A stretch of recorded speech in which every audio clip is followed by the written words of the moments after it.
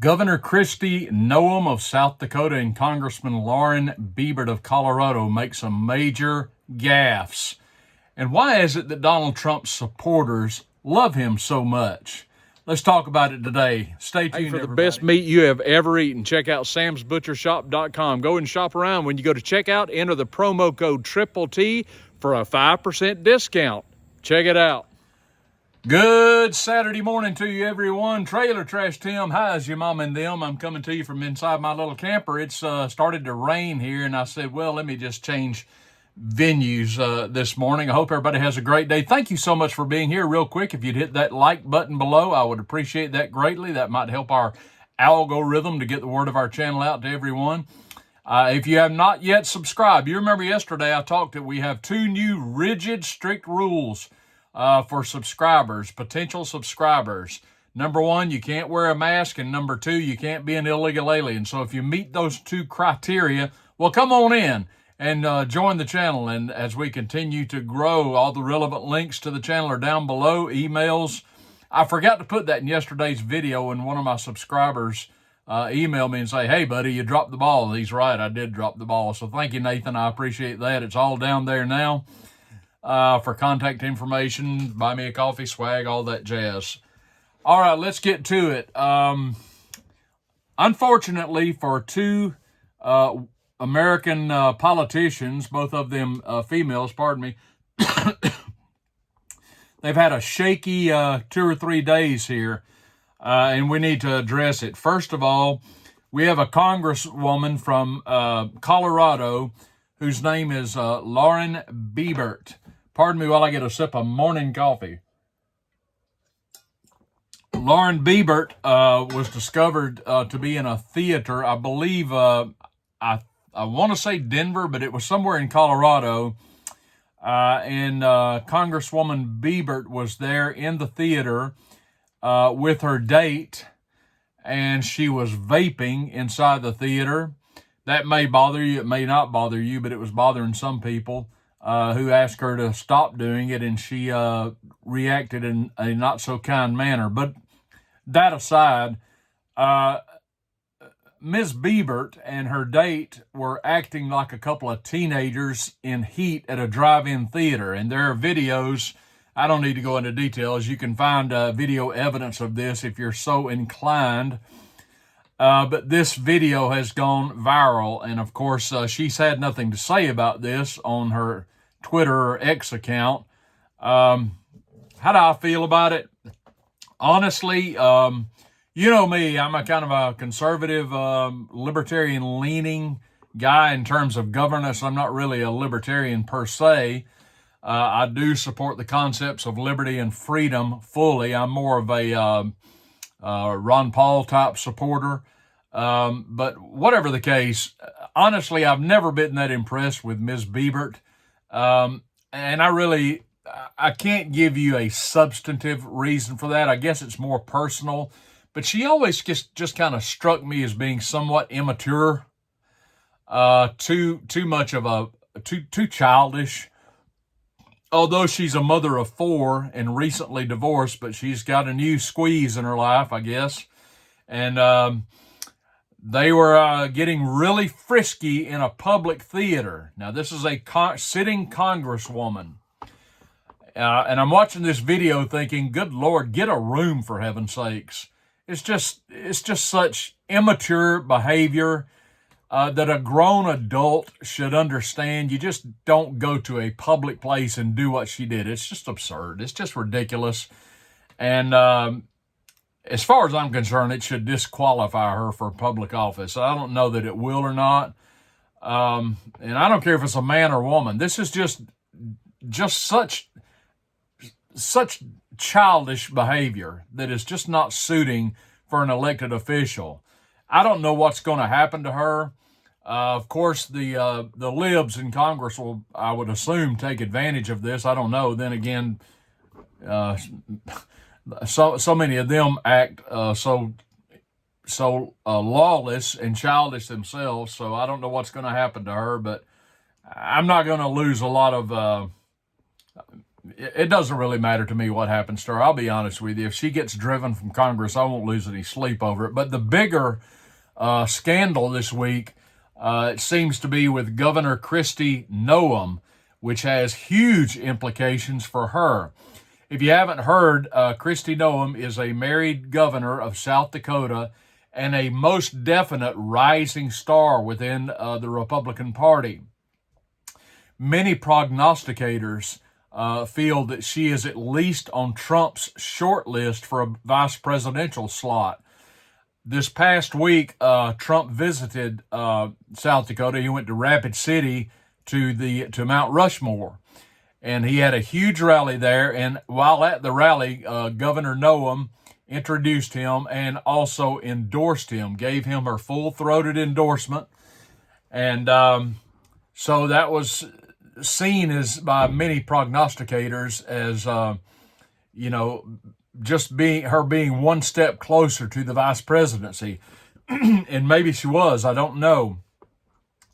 But it's been revealed by the UK, the Times UK, the newspaper, that Noem has apparently been involved in a years-long affair with Corey Lewandowski, I believe his name is, and we'll call him Corey. Corey, of course, has been a member of Trump's staff and inner circle for several years. But all of a sudden, overnight, he may have become a political liability, and Noem is definitely now damaged goods and a political liability because, as this report goes, it was complete with a full story and video and pictures to support the story. The good Governor Noem has probably shot herself in the foot politically, to say the least. I don't know what the reaction among South Dakotans is going to be, but I think it's safe to say that she's probably no longer on Trump's short list for vice president. Because anyone who is seen as being a political liability is probably not going to make the cut. And I don't think she's going to make the cut. I have to say that were she a male and not a female, there might not be such a visceral reaction to what she's done. Be that as it may, this was a blunder by Noem, a boneheaded move. And she's going to have a hard time explaining this or living this down. I don't know the political implications for her in South Dakota. Maybe South Dakotans will forgive and forget, but I doubt Trump will. Now, of course, you may say, well, come on, man. Trump's history with women is, we all know what it is, and it's true. No question. But the fact of the matter is Trump is dominating the polls. If it were Trump versus Biden today, and the election were fair, it would absolutely be a landslide. I don't think there's any doubt about that. I don't think any serious political pundit would disagree with that. But Trump's not going to pick somebody who's going to be in any way damaged goods and a liability to him. He's just not going to do it. I don't know if Noem survives this in South Dakota. Maybe she will. I don't know if Corey keeps his job. But I think that Noem is never going to be the vice president. I think she probably knows that. She's gone silent on Twitter as well, X as well. And I think Trump is probably going to be looking elsewhere. I don't know who he's going to pick for vice president. I have maintained I wish he'd pick Rand Paul. I doubt he will. But anyway, it ain't going to be Noem, and that's the bottom line. All right, let's move on. I want to talk for a few minutes about Donald Trump, and specifically why the supporters of Donald Trump love him so much. I think this is instructive and needs to be covered. Trump, there's really no middle ground on Trump. You can't find too many people who don't have an opinion on him one way or another.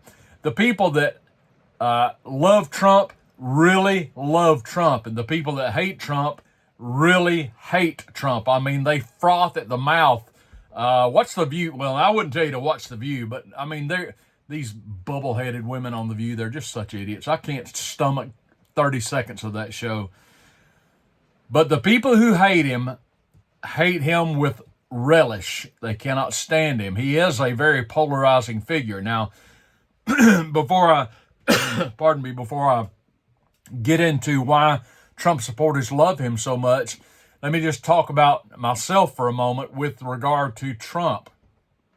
I've covered this before, and I've said I certainly don't hate Trump. I have no reason to hate Trump. I think Trump did a lot of good things when he was president. He did a lot of questionable things when he was a president, but I try and stay on an emotional even keel about him. When he does good things, I'll compliment him and I'll praise him. When he does bad things, I'll point that out too.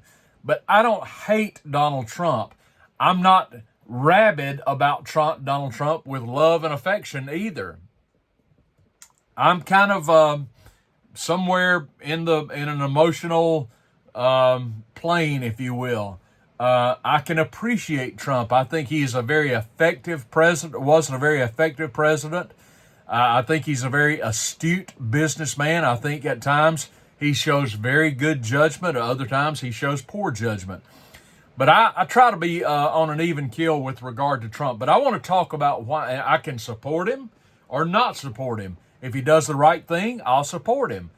But I don't hate him. I'm not overzealous with affection about him. I think he was great for America in many ways. And I think if he becomes president, I think he might very well do a great job for us. We shall see. Time will tell. But I want to talk about why Trump supporters love him so much, because it's really clear to me. I think it's self-evident almost. And I heard Tucker Carlson say this last week, and it made a lot of sense. And he was kind of echoing what I already felt. I want to give you two reasons why people that love Trump love him so much. The first reason is this: because he talks. He just talks. But it's not just that he talks, it's how he talks. Trump supporters love him because he talks like a regular person. He talks like you and I would talk if we were having a conversation across the table from each other. In other words, he doesn't talk like a politician. If you go back in time to 2016, maybe it was 15, it's probably 16, when they were doing the first round of GOP debates and he was sharing a stage with people like Jeb, and Ted Cruz and Kristi and Rand Paul and people, all these other would-be candidates for president, Rubio. Trump wasn't talking like anybody else. He was talking in the language of Queens, where he's from. I think he's from Queens. He was talking like a regular guy. And that was refreshing, whether you agreed with him or not. You know, he sized up Jeb and carved him up in about 15 seconds. Oh, he's low energy Jeb. He did the same thing to Rand Paul. He did it. He got personal, but he talked like a regular guy. He didn't talk like a politician. I'm glad you asked me that. Let me counter by saying he didn't talk like that. He talked like a regular person. We'd never heard this before in our lifetimes. This is a regular guy from a regular life who had a regular job, quote unquote, who just could identify with the common person in America. And that was very appealing to people. It was appealing to me, regardless of the fact that I didn't agree with Trump on a lot of the things he was saying. Trump was no conservative, as I've said. He was probably a center-left kind of a guy, you know. He wasn't Reagan. He wasn't Rand Paul. But, you know, he was refreshing. He was different. It was a change to hear a regular guy talking in regular guy language. And that's what people loved about him. Man, this guy isn't like anybody else. He's not BSing us. He's talking to us like we're there with him. You know, he wasn't reading off a script. He veers way off of his teleprompter. I'm telling you, Lord Obama couldn't talk without a teleprompter. That man was horrible as a speaker. I remember one time his teleprompter got stuck and he was absolutely mortified. He just stood there not knowing what to say. Trump doesn't need a teleprompter. Yeah, he does use one, I admit that. But he often veers off the teleprompter and he's just himself. He just talks like a regular person. That's very appealing to people. And the second reason that Trump supporters, I am convinced, love him so much is because Donald Trump plays to win. He plays to win. This is what I probably personally love about Donald Trump more than anything else.